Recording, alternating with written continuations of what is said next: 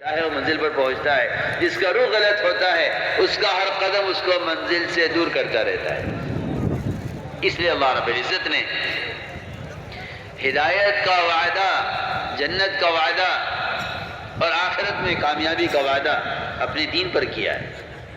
یہ صاف اعلان کر دیا پوری دنیا کے لیے، دنیا میں ہر انسان کے لیے، نہ صرف تبلیغ والوں کے لیے، نہ صرف مسلمانوں کے لیے، بلکہ اللہ نے عام اعلان کر دیا ہے کہ جو اسلام کے علاوہ کوئی مذہب، اسلام کے علاوہ کوئی دین یا نبی کے طریقے سے ہٹا ہوا کوئی عمل لے کر آئے گا وہ اللہ کے یہاں قبول نہیں ہوگا۔ من یبتغی غیر الاسلام دینا فلن یقبل منہ۔ لوگ یہ سمجھتے ہیں کہ ہم جتنے اسلام پر چل رہے ہیں اتنا ہی قبول ہو جائے گا، نہیں ایسا نہیں۔ اللہ رب العزت کامل اسلام قبول کریں گے۔ میں رات بھی حدیث آپ کو سنائی تھی کہ جو آدمی ایمان لائے نماز نہ پڑھے اس کا ایمان قبول نہیں ہے اللہ کے یہاں۔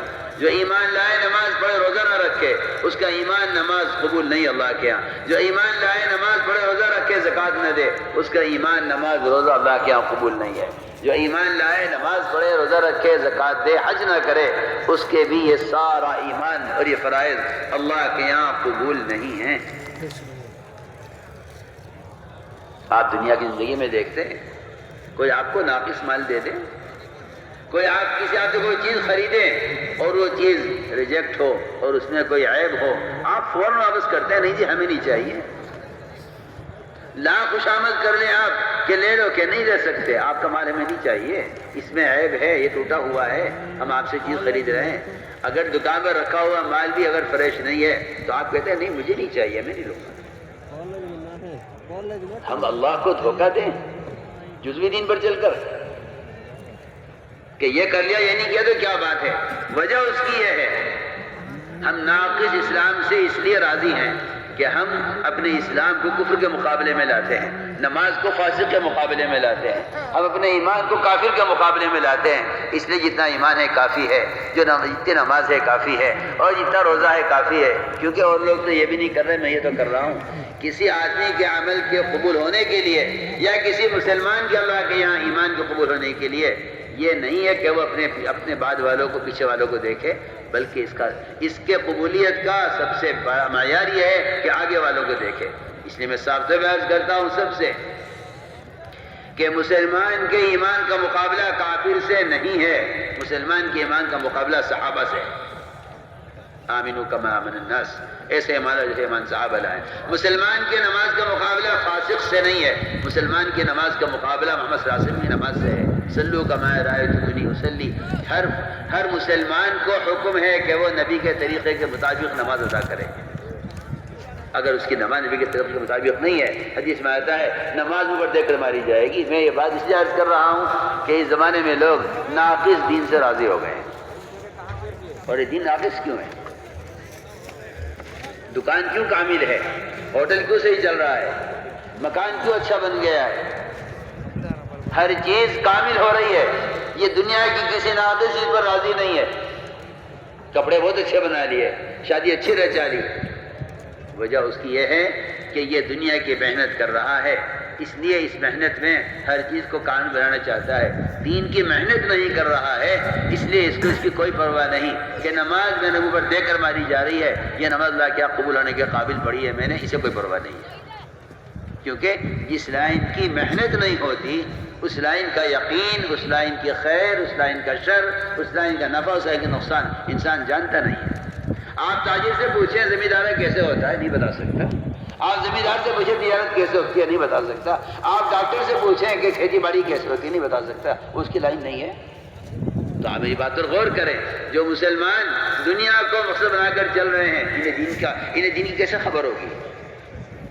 موٹی سی بات ہے نا، جب تاجر کو نہیں خبر زمیندارہ کیسے ہوتا ہے، زمیندار کو نہیں خبر ڈاکٹری کیسے ہوتی ہے، تو جو آدمی اس لائن میں محنت کرتا ہے وہ اس لائن کی خبر اور اس لائن کا طریقہ جانتا ہے، اس لائن کی منزلیں جانتا ہے، اس لائن کی تکلیفوں سے واقف ہوتا ہے۔ میں کہنا چاہتا ہوں کہ جب تک مسلمان اپنی محنت کے رخ کو نہیں بدلے گا، دنیا سے آخرت کی طرف، بازاروں سے مسجد کی طرف اور بے دینی سے دین کی طرف اپنا رخ نہیں بدلے گا، اس کو کچھ پتہ نہیں دین کیا ہے، اسلام کیا ہے۔ یہ تو بیچارہ قومیت کا اسلام لیے بیٹھا ہے، یوں سمجھتا ہے کہ مسلمان ہونا کوئی قوم ہے.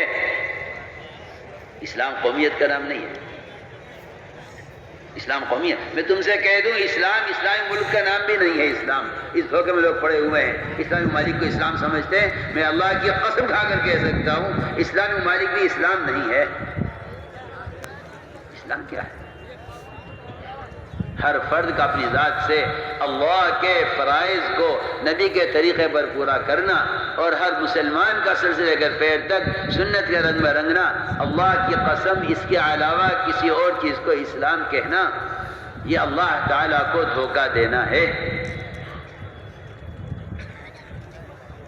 سر سے لے کر پیر تک اگر مسلمان سنتوں سے مزین نہیں ہے تو یہ نفاق ہے. اللہ کی قسم نفاق ہے. آپ میری بات کا انکار نہیں کر سکتے.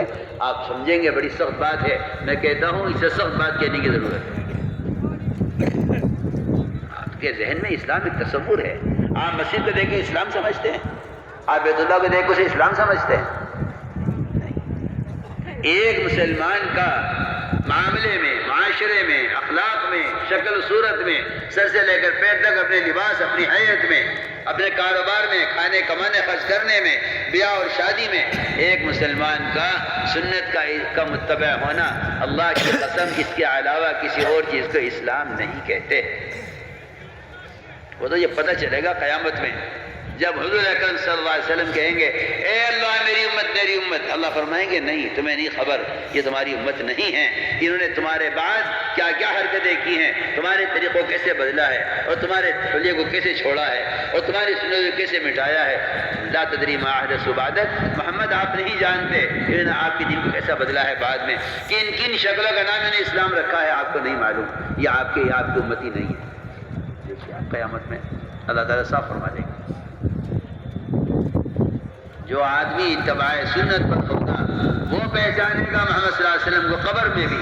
جو اتباع سنت پر ہوگا وہ اسی کو پہچانے گا محمد صلی اللہ علیہ وسلم قیامت میں بھی. سیدھی چیز بات ہے.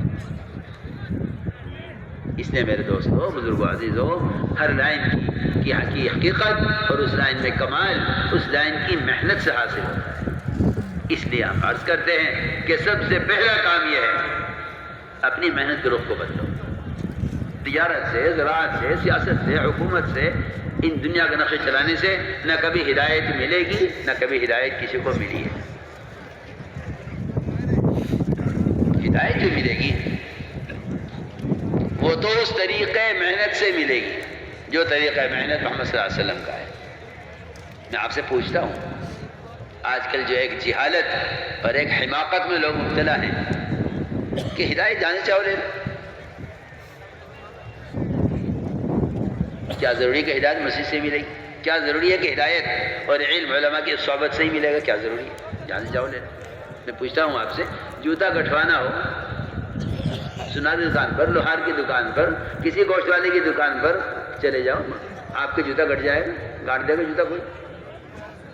آپ کو جوتا کاٹنے کے لیے موچی کی دکان پر ہی آنا پڑے گا. آپ کے گھر میں وہ سوئی نہیں ہے جو سوئی جوتے کو کاٹتی ہے. وہ سوئی صرف موچی کے پاس ملے گی. کہاں جا رہے جی جوتا لے کے؟ موچی کے کیوں جا رہے موچی کے پاس؟ اتنے بڑے آدمی، جوتا ٹوٹ گیا ہے.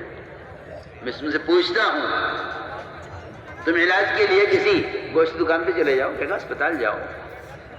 دنیا کے معمولی کام اپنے ٹھیے کے بغیر نہیں ہوتے تو اللہ کا دین اور ہدایت یہ اللہ کے گھر کے بغیر کیسے حاصل ہو جائے؟